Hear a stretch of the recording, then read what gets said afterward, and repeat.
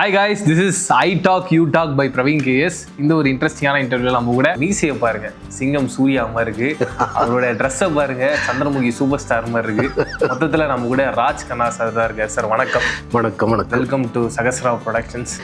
பல வருஷமா நீங்க ஒரு பயங்கரமான டப்பிங் ஆர்டிஸ்டா இருக்கீங்க சார். உங்களுடைய வாழ்க்கை பயணம் எப்போ சார் தொடங்குச்சு? என்ன காரணம் நம்ம டப்பிங் ஆர்டிஸ்டா தான் ஆகணும் அப்படின்னு? சினிமா வாழ்க்கைங்கிறது வந்து 86 ஆரம்பமாச்சு. 86 வரைக்கும் நான் கிராமத்து சாதாரண ஒரு விவசாய குடும்பத்தை சேர்ந்தவன் தான். நீலகிரி மாவட்டம். அதில் வந்து கேத்துறை அப்படின்னு ஒரு கிராமம். பட் ஒவ்வொரு மனுஷனுக்குள்ளேயே ஒரு ஏதோ ஒரு எக்ஸ்ட்ரா ஒரு கரிக்குலர் ஆக்டிவிட்டிஸ் இருக்கும்ல. கண்டிப்பாக சார். அதே மாதிரி தான் எனக்குள்ளே இருந்தது. நடிப்பு இருந்தது, பாடணும்னு ஆசை இருந்தது, ஸ்க்ரீன் பிளே பண்ணணும். மொத்தத்தில் சினிமா சம்மந்தப்பட்ட விஷயங்கள் எனக்குள்ள ஒரு ஊத்து மாதிரி பெருக்கெடுத்துட்டே இருந்தது. அதுதான் 85 வந்து எனக்கு சென்னைக்கு வரவழைச்சது. எங்கள் வீட்டில் யாரும் ஒத்துக்கல, சினிமா ஃபீல்டே வேண்டாம்.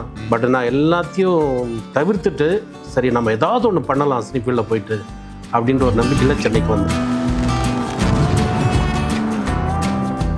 85 வந்து நேராக ராஜா அண்ணாமலை மன்றம் தமிழிசை கல்லூரி அப்படின்னு ஒன்று நடத்திட்டுருக்கு. அது பல வருஷமாக நடந்துட்டுருக்கு. நான் இந்த இசை எனக்கு பாட தெரியுமே ஒழிய, கேள்வி ஞானத்தில் பாட தெரியுமே ஒழிய அந்த ஸ்வரஸ்தானங்கள் என்னன்றது எனக்கு தெரியாது. பட் அவங்க கீபோர்டில் ஒவ்வொரு வாட்டி அந்த நொட்டேஷன் சொல்கிறப்போ இது என்ன, இது ஏன்றாங்க, பி மைனர்ன்றாங்க, சி மேஜர்ன்றாங்க, எனக்கு ஒன்றுமே புரியல. எனக்கு அந்த நோட்ஸ் எல்லாம் ஒன்றுமே தெரியாது. சார் எதில் பாடுறீங்கன்னா நான் ஒரிஜினல் ஸ்கேலை பாடினேன். அவங்க கேட்பாங்க, நமக்கு கீபோர்டு வாசிக்கிறாங்க, அந்த ஆர்கெஸ்ட்ரா பண்ணுறவங்க, சார் என்ன ஸ்கேலு அப்படின்னு கேட்பாங்க. ஒரிஜினல் ஸ்கேலுன்றவங்க. ஏன்னா ஒரிஜினல் ஸ்கேல் தான் என்னால் பாட முடியும். அப்படி தான் நான் பாடியிருக்கேன். பட் எனக்கு இது என்ன, அந்த ஸ்கேல் என்னன்னு தெரியுன்றதுக்காக தான் நான் வந்து கர்நாடிக் கற்றுக்கிட்டேன். இங்கே வந்து ஒரு 5 வருஷம். சூப்பர். கர்நாடிக் கற்றுக்கிட்ட காலகட்டத்தில் எனக்கு தூர்தர்ஷனில் சில வாய்ப்புகள் வந்தது. அதே மாதிரி தூர்தர்ஷனில் நடிக்கிறதுக்கும் எனக்கு அந்த செந்திசை பாட அந்த காலகட்டத்திலேயே கொஞ்சம் ஆக்டிவாக நான் இருந்த காலகட்டத்தில் அவங்க வந்து என்னை பார்த்து சரி இந்த மாதிரி ஒரு நாடகம் இருக்குது, அந்த நாடகத்தில் நடிக்க முடியுமா அப்படின்னாங்க. பிகினிங்கில் எனக்கு ராஜராஜ சோழன் கேரக்டர் கொடுத்தாங்க.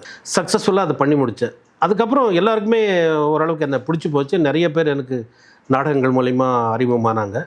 அங்கேருந்த ஒரு டைரக்டர் வந்து சரி நீங்கள் இந்த தூர்தர்ஷனுக்குள்ளே அடங்குறதுல ஒன்றும் பிரயோஜனம் இல்லை, நீங்கள் கொஞ்சம் வெளியில் வாங்க, நான் சொல்கிறேன், போய் மேனேஜர் பாருங்கள், அங்கே பாருங்கள் அப்படின்னு நான் சில மேனேஜர்லாம் போய் பார்த்தேன். என்னமோ தெரில, எனக்கு கடகடன் வாய்ப்புகள் அப்படியே வர ஆரம்பிச்சது. அது எப்படின்னு தெரில. இப்போ ஒன்று விட்டு வந்து ராதிகா மேடத்தோட ரேடானில், அப்புறம் விகடனில், அப்புறம் சரிகமா சீரியல் சார் பேர் நான் சொல்ல போனேன் அப்படின்னா செல்லமே சீரியல் இருந்து கடைசியில் வாணிராணி வரைக்கும் கண்டினியூவாக அந்த அதில் பண்ணிட்டு இருந்தேன். சூப்பர். அப்புறம் விகடனில் கூட நான் பண்ணியிருந்தேன். அப்புறம் சரிகமா கிட்டத்தட்ட ஒரு 5-6 வருஷம் ரொம்ப பிஸியாக ஆக்டிங்கில் இருந்தேன். அது காலகட்டத்தில் என்ன ஆகும் அப்படின்னா நாம் எதிர்பார்க்குறது ஒரு அமௌண்ட்டாக இருக்கும். பட் அவங்க அந்த கம்பெனி அவ்வளோ இது தரமாட்டாங்க. சரி நம்ம வேறு தொழில் தேடிக்கலாம் அப்படின்னு இப்போது ஷூட்டிங் கொஞ்சம் கம்மி பண்ணிவிட்டு டப்பிங்கில் ஃபுல்லாக. இந்த டப்பிங் அப்படின்னு நம்ம சார் அதுக்கு கார்டு வாங்கணும், உறுப்பினர் ஆகணும் அப்படின்லாம் சொல்கிறாங்க. நீங்கள் அந்த காலகட்டத்தில் வாங்கியிருப்பீங்க. நான் வாங்குறப்போ 5000 ரூபா. ஓகே. ஆனால் இப்போ 2 lakhs அப்படின்ற ஒரு 2 lakhs இப்போ 2 lakhs வரைக்கும் வந்து நிற்கிது. நான் வாங்குறப்போ 5000 ரூபா. அதுக்கான ரீசன் என்ன சார்? இந்த ப்ரைஸ் இவ்வளோ தூரம் இன்க்ரீஸ் ஆயிருக்கு, அந்த காரணமான இருக்குது? நிறைய பேர் அதுக்குள்ளே வராங்கன்றதுக்காக காரணமாக இருக்கா, இல்லை வேறு ஏதாவது காரணங்கள் இருக்கா? இல்லை, ஆக்சுவலி நிறைய பேர் வராங்கன்றதும் அது காரணம் தான். ஒரு யூனியன் அதே அமௌண்ட்டில் ஃபிக்ஸ் பண்ணி என்றைக்குமே ரன் பண்ணி போகவே முடியாது. ஓகே. வருஷம் சந்தா ஜாஸ்தி ஆகும். வருஷம் எல்லாரும் கூட அட்லீஸ்ட் ஒரு 4 வருஷம் 5 வருஷத்துக்கு ஒரு வாட்டி சந்தை ஏற்றுவாங்க. நமக்கு சினிஃபீல்டில் ஒவ்வொரு 3 வருஷத்துக்கு ஒரு வாட்டி எப்படி பேமெண்ட் ஏற்றுறாங்களோ அதே மாதிரி தான் எங்களுக்கும் டப்பிங் ஆர்டிஸ்ட்டுக்கும் சேலரி ஏற்றுவாங்க. அதே மாதிரி நாங்களும் சந்தா ஏற்றி கட்டிட்டு தான் இருக்கோம். அதனால் இவங்க கண்டிப்பாக யூனியனில் இந்த மாதிரி ஒரு ஃபிக்ஸ் பண்ணி வச்சுருக்காங்க, இந்த தொகை வாங்கலாம் அப்படின்னு. ஏன்னா யூனியன் மூலமாக சில நல்ல காரியங்கள் எல்லாம் நடக்குது. திருமண உதவித்தொகை, கல்வி உதவித்தொகை, சூப்பர், அப்புறம் மரணத்துக்குன்னு ஒரு உதவித்தொகை, இதெல்லாம் யூனியனில் பண்ணுறதுனால அவங்க வெறும் சந்தாவை மட்டுமே பண்ணி ஒன்றும் பிரயோஜனம் இல்லை. சேம் டைம் நாங்கள் உழைக்கிறதுல வந்து ஒரு பெர்சன்டேஜ் அவங்களுக்கு யூனியனுக்கு நாங்கள் தர்றோம். அதை வச்சு யூனியன் ரன் பண்ணிகிட்ருக்காங்க. அதனால இந்த பேமெண்ட் ஹையாகிறதுல இன்னும் ஆச்சரியப்படுற மாதிரி ஒன்றும் இல்லை. எனக்கு என்னன்னா, இப்போ ராதிகா மேம் இத்தனை வருஷமா நீங்கள் பார்த்துருக்கீங்க, அவங்கள பற்றி சொல்லுங்கள். அவங்ககிட்ட என்னென்ன மாதிரியான விஷயங்கள்லாம் நீங்கள் பார்த்து வியந்துருக்கீங்க? ஷூட்டிங் வந்துட்டாங்கன்னா அவங்க சீன் ஒரு வாட்டி சொன்னால் போதும், அதை அவங்க அப்சர்வ் வாங்கி அவங்க டைலாக் டெலிவரி பண்ணுறதுலாம் அவங்க மூவியில் பண்ணவங்க தானே. அதனால அவங்களுக்கு அதுவும் ஒன்றும் பிரமாதமான விஷயம் இல்லை. ராதிகா மேம் காம்பினேஷன் நமக்கு சீன் இருக்குது அப்படின்னால எனக்கு கொஞ்சம் ஆமாம் கொஞ்சம் தயங்குவேன். டயலாக் டெலிவரி எப்படி பண்ணுறது நமக்கு தெரியும், எல்லாமே தெரியும். அதனால் நான் வந்து ராதிகா மேம் பண்ணுறப்போ கொஞ்சம் தயங்குமே ஒழிய டேக்கில் எல்லாம் நான் மிஸ் பண்ணவே மாட்டேன். அந்த அளவுக்கு ராதிகா மேம் எனக்கு ரொம்ப பிடிக்கும். காலைல வந்தேன் அப்படின்னா நான் குட் மார்னிங் மேம் அப்படின்னா மறக்காமல் குட் மார்னிங் சொல்லுவாங்க. அப்படின்ற மாதிரிலாம் இல்லை, மறக்காமல் குட் மார்னிங் சொல்லிவிட்டு ஆர்டிஸ்ட்டுக்கிட்ட அவ்வளோ ஒரு மரியாதையாக பிஹேவ் பண்ணுவாங்க. அந்த கடைசி சீரியலை பொறுத்த வரைக்கும் அவங்க டபுள் ஆக்ஷன் வேறு பண்ணியிருப்பாங்க. ஆமாம், அந்த எக்ஸ்பீரியன்ஸை பற்றி சொல்லுங்கள். ஃபஸ்ட்டு அந்த பிகினிங் வாணி ராணி ஆரம்பிக்கிறப்போ மேடத்துக்கு வந்து நான் தான் ஃபேமிலி வக்கீல். அது ஒரு கிட்டத்தட்ட ஒரு 10 எபிசோடு என்னமோ அந்த வக்கீல் கேரக்டர் போச்சு. அதுக்கப்புறம் அது ஒரு 2 மாதம் கேப் ஆயிடுச்சு, 2 மாதம் 3 மாதம் கேப் ஆயிடுச்சு. அதுக்கப்புறம் என்ன பண்ண டைரக்டர் OM ரத்னம் அப்படின்றவர் தான், சரி ஒரு டாக்டர் கேரக்டருக்கு நமக்கு வேணும், நீங்கள் ராஜ்கண்ணாவை கூப்பிடுங்க, அந்த வக்கீல் கேரக்டர்லாம் மறந்துருப்பாங்க மக்கள், அதனால் இது கண்டினியூவாக எண்டு வரைக்கும் அவர் வர கேரக்டர் தான். வாணி ராணியில் ராதிகா மேம் மட்டும் இல்லை, நீங்களும் டபுள் ஆக்ஷன். ஆமாம், அதுலேயும் நான் டபுள் ஆக்ஷன் தான்.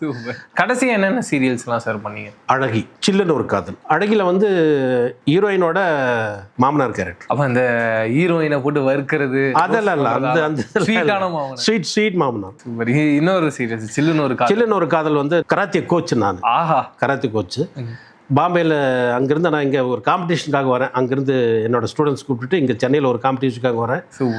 மறக்க முடியாத ஒரு நிகழ்ச்சி என்னென்னா, எனக்கு ஓரளவுக்கு ஹிந்தி தெரியும், ஃபுல்லாகவே தமிழில் தான் டைலாக் கொடுத்தாரு அவர். நான் சொன்னேன், சார் இந்த சில விஷயங்களெல்லாம் எனக்கு ஹிந்தி தெரியுறதுனால நான் ஹிந்தியில் பேசட்டுமா அப்படின்னு. தாராளமாக, நீங்கள் பாம்பே தான் ஆக்சுவலி சில டைலாக் எல்லாம் நீ ஹிந்தியில் உங்களுக்கு என்ன வருதோ ஃப்ளூயண்ட்டில் சொல்லுங்கள் அப்படின்னா நான் ஹிந்தி கலந்தும் தமிழும் கலந்தும் அருமையாக அந்த கேரக்டர் நான் பண்ணி முடிச்சேன். நீங்கள் ஃபஸ்ட்டு டப் பண்ணியிருப்பீங்களா சார்? ஃபஸ்ட்டு படம் தான் நான் பண்ணது. ஓகே, ஃபஸ்ட்டு படம் தான். வெயில் தான் நான் ஃபஸ்ட்டு பண்ண படம், டப் பண்ண படம் அந்த வெயில். என்ன கேரக்டருக்கு சார்? அதில் ஒரு கிராமத்து கேரக்டர் தான் நான் பண்ணேன். ஹீரோயினை கிண்டல் பண்ணுற மாதிரி சில டைலாக்லாம் பேசணும் அப்படின்னா. ஓகே, அதான் இந்த ஹீரோயின் வந்து ஹீரோ கூட இருப்பாங்க, அது பார்த்துட்டு எல்லாரும் சண்டை போடுவாங்க. அந்த சீனில் வந்து கிராமத்து ஜனக்கு தேட்டருக்குள்ளே ஒரு பிரச்சனையாகும். ப்ரொஜெக்டர் ரூம்ல வந்து ரூமுக்குள்ள சண்டை போடுவாங்கல்ல, அதுல ஒரு கிராமத்து ஆளுக்கு நான் வாய்ஸ் கொடுத்துருக்கேன். இப்போ ரீசெண்டா என்ன சார் அந்த மாதிரி? நான் கடைசியா பண்ணது வந்து வெந்து தணிந்தது காடு. சூப்பர் சார், முடிச்சிட்டீங்க. வெந்து தணிந்தது காடு. பட் நான் போயிட்டு போனதுமே அசிஸ்டன்ட் டைரக்டர் உள்ளே இருந்தார். சார் ஒரு 2 வார்த்தை நெல்லை ஸ்லாங்கில் பேசி காட்டுங்களேன் அப்படின்னாரு. நான் சரி ஓகே அப்படின்னு, இல்லை எப்படி இருக்க, அவள் வராமல, நீ வருவியால, ஃபஸ்ட்டு பேச ஆரம்பித்தேன். சார் இப்படியே கண்டினியூ பண்ணி பேசல அப்படின்ட்டாங்க. நான் சொன்னேன் சரி, நம்ம ஒரு 2 இது போடுவாங்க, சீன் போடுவாங்க, அதுக்கப்புறம் சரி ஓகே முடிச்சுட்டு சார் நாங்கள் சொல்லி அனுப்புகிறோன்னு சொல்லுவாங்க அப்படின்னு. டோட்டலாக 2 அந்த நான் பேசின கேரக்டர் 2 ரீலில் டோட்டலாக எடுத்து முடிச்சிட்டாங்க. எனக்குள்ள ஒரு சந்தோஷம் தான், ஆனால் எப்படி நம்ம அதுக்குள்ளேயே ஓகே பண்ணிட்டோமா அப்படின்ட்டு நான் வெளியே வந்துட்டேன். அதுக்கப்புறம் 2 நாள் கழிச்சு இன்சார்ஜ் என்ன சொல்கிறாருன்னா, ஆனால் அது ஒரு வாய்ஸ் டெஸ்ட் மட்டும் தான் எடுத்திருக்காங்க, ஒரு மாடுலேஷனுக்காக எடுத்திருக்காங்க, டைரக்டர் வந்து பார்க்கட்டும், பார்த்து இன்னும் கொஞ்சம் எக்ஸ்ட்ரா தேவைப்படுச்சுன்னா நீங்களே பண்ணுங்க, அப்படி இல்லை வேற ஆள் வேணும் அப்படின்னா உங்களுக்கான பேமெண்ட் என்னவோ அதை வாங்கி கொடுத்துறேன். சரி ஓகே, நமக்கு என்ன பண்ண முடியும், இன்னொரு ஆர்டிஸ்ட் விருப்பம், அவங்களோட விருப்பம் அப்படின்னு விட்டாச்சு. அப்புறம் 2 மாதம் கழிச்சு அதே இன்சார்ஜ் எனக்கு ஃபோன் பண்ணுறாரு, அண்ணே வாங்கினே உங்கள் வாய்ஸ் தான் ஓகே இருக்குது. எனக்கு ஆச்சரியம் என்னன்னா 2 மாதத்துக்கு அப்புறம் இடையில எத்தனை பேர் வந்து பேசி இருப்பாங்க, நம்மளது தான் அதில் பெஸ்ட்டாக இருக்கு. எனக்கு ஆச்சரியமாக இருந்தது. இதை விட இன்னொரு விஷயம் பாருங்க, ராஜேந்திர சார் அப்படின்னு ஒருத்தர் இருக்கார், தெலுங்கு நடிகர், கோட்டா ஸ்ரீனிவாசன். அவருக்கு வாய்ஸ் கொடுக்குறவர் அவர், அந்த ராஜேந்திர சார்ன்ற. ஓகே, அவரும் வந்து அங்கே அதில் பேசியிருக்காரு. அவரதும் ஓகே ஆகலன்னு சொல்லி கடைசியில் என்ன வர வச்சு, சார் நீ பேசின வரைக்கும் ஓகே, சில மாற்றங்கள் மட்டும் எங்களுக்கு பண்ணி கொடுங்க அப்படின்னு கண்டினியூவாக 2 நாள் வர வச்சு. அந்த கேரக்டர் யாருன்னா, அவர் ஆக்சுவலி அவர் நெல்லை ஸ்லாங் பேசுகிற நடிகரே இல்லை. ஓகே, அவர் ஒரு எழுத்தாளர். அவர் வந்து திருவண்ணாமலை ஸ்லாங்கில் பேசியிருப்பார். அதை ஃபுல்லாக நெல்லை ஸ்லாங்க்கு கன்வெர்ட் பண்ணி 2 நாள் எல்லாமே பக்காவாக பண்ணி முடிச்சு, அதுக்கப்புறம் கௌதம் மேனன் சார் ரொம்ப பாராட்டினார், என்ன தேவையோ அதை நீங்கள் என்ன பண்ணி கொடுத்துருக்கீங்க அப்படின்னு. அதுக்கப்புறம் இப்போ சமீபத்தில் 2 மலையாள படங்களுக்கு மேஜர் கேரக்டர் நான் பேசியிருக்கேன். சூப்பர். பட் இன்னும் ரிலீஸ் ஆகலை. ஓகே, பட் அவங்க என்ன சொல்கிறாங்கன்னா, இதே தான், நீங்கள் உங்கள் வாய்ஸ் ஓகே அப்படின்னா டைரக்டர் வந்து பார்த்துட்டு ஓகே அப்படின்னா ஓகே. ஒரு படம் ஓகே ஆகி எங்களுக்கு பேமெண்ட்டும் கொடுத்துட்டாங்க, இன்னொரு படத்துக்காக வெயிட் பண்ணிட்டு இருக்கேன். சார் உங்களுக்கு எத்தனை லாங்குவேஜ் தெரியும்? ரொம்ப ஆச்சரியமா இருக்கு சார். ஹிந்தி பேசுறீங்க, மலையாளத்தில் போய் டப் பண்றீங்க. மலையாளம் ஓரளவுக்கு தெரியும், கன்னடமும் தெரியும், தெலுங்கு ஓரளவுக்கு தெரியும், ஹிந்தியும் தெரியும், தமிழ் ரெகுலரா நாம பண்றதுதான். கிட்டத்தட்ட ஒரு 6 லாங்குவேஜ் தெரியும். ஆமா சார். இப்போ இந்த ஒரே படத்துல ஒரே சீரியல்ல 2-3 கேரக்டர்ஸ்லாம் பேசுறீங்களா சார்?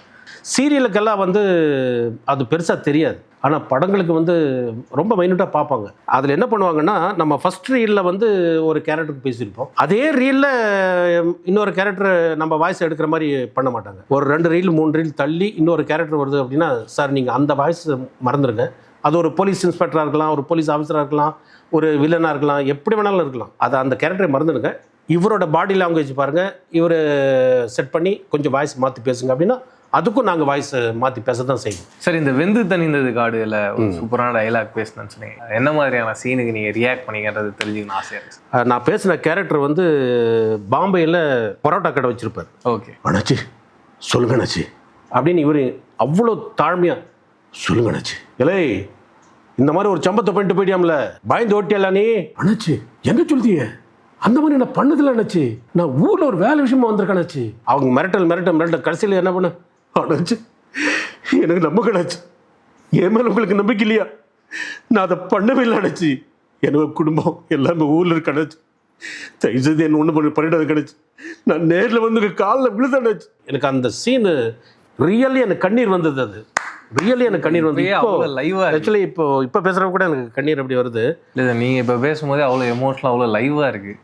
அண்டு இப்போ ஒரு டப்பிங் ஆர்டிஸ்டா சார் வெறும் ஒரு கேரக்டருக்கு வாய்ஸ் கொடுக்கறது மட்டும் இல்லாமல் ஒரு சில நேரத்தில் இந்த மிருகங்களுக்கு தெனாலிராமன் அப்படின்னு ஒரு சீரியல் வில்லன் சொல்ல முடியாது, அவன் வந்து ஒரு பக்தன் தான். ஏதோ ஒரு காரணத்தினால அவன் வந்து ஒருத்தனை பழி வாங்கணுன்ற ஒரு எண்ணத்தில் காட்டுவாசியாக மாறி காத்துட்டு இருக்கிறான். அந்த காட்டில் குரங்குகள் நிறைய இருக்கும். இவன் அந்த குரங்கு எல்லாத்தையும் ஃப்ரெண்டு பிடிச்சிருவான். இவர் பேசிட்டே இருக்கிறப்போ திடீர்னு குரங்கு மாதிரி சவுண்டு கொடுக்கணும். ஆனா ஹிந்தி சீரியல்ல குரங்கு மாதிரி சவுண்டு கொடுக்கவே இல்லை. நீங்க அதை ஆமா, நான் அதுக்கப்புறம் அவர்கிட்ட சொன்னேன், டப்பிங் இன்சார்ஜ் கிட்ட சொன்னேன், இல்லை இவர் வந்து சும்மா டயலாக்காவே பேசிட்டு இருக்கிறாரு, இவர் குரங்கோட தான் பழகுறாரு, அதை இப்படி சுற்றி வாங்க அப்படி சுற்றி வாங்க அவளை தாக்குங்க இப்படின்ற மாதிரி கட்டளை கொடுக்கும். அது தமிழில் ஒரே லாங்குவேஜ்ல இருந்தால் நல்லா இருக்காது. அதை நம்ம டயலாக்காவே பேசிட்டு நல்லா இருக்காது. குரங்கு எப்படி கத்தும்,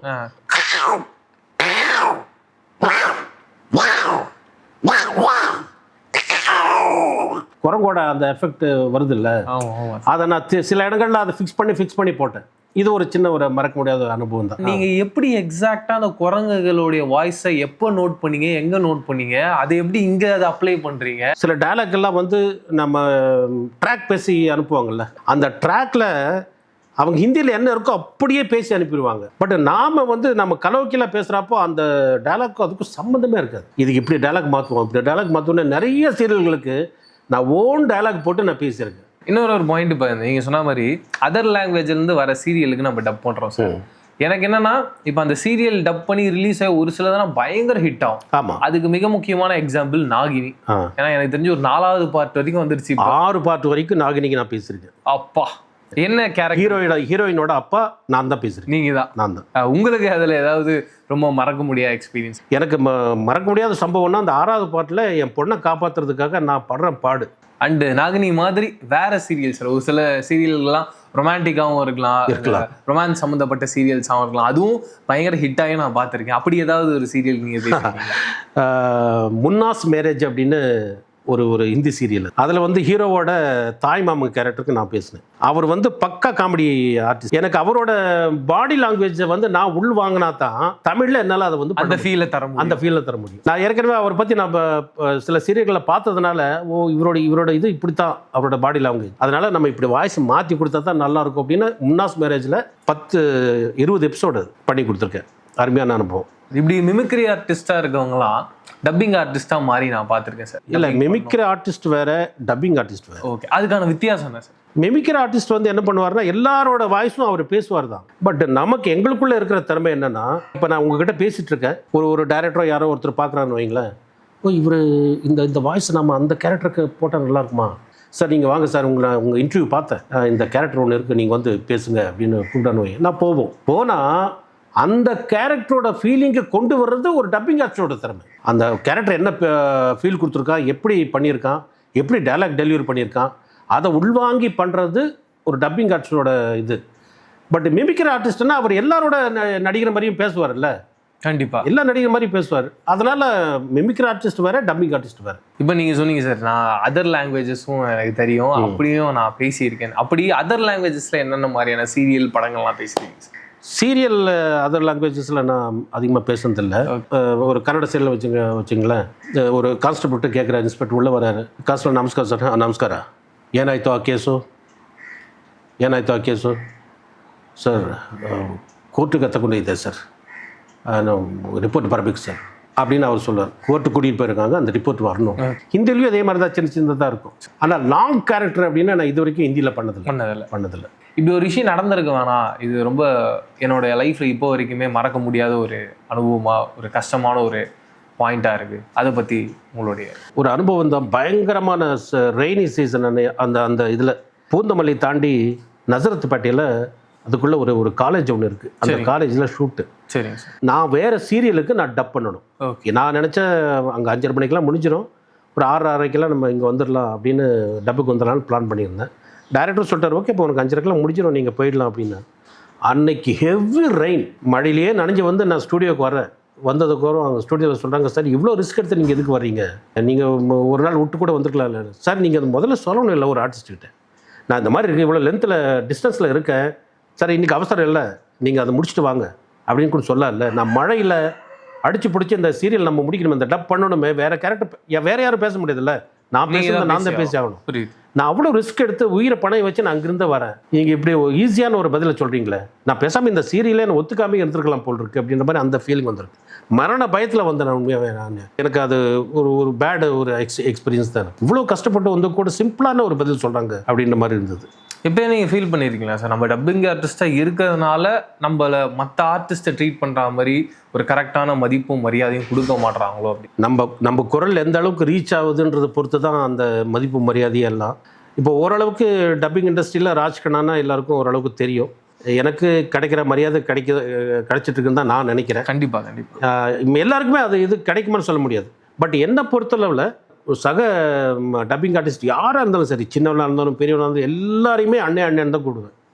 தலை நல்லா இருக்கே, தலை வாங்கினேன், என்னை விட சின்னவனாக இருந்தாலும் வாங்கினே தான். அஜித் சார் ஃபேனா? ஆமாம், தலைன்றது அவர் நம்ம பேசுகிறோம், பட் எல்லாத்துக்குமே ஒரு மரியாதையோட எல்லாம் சகஜமாக நான் பழகிடுவேன்.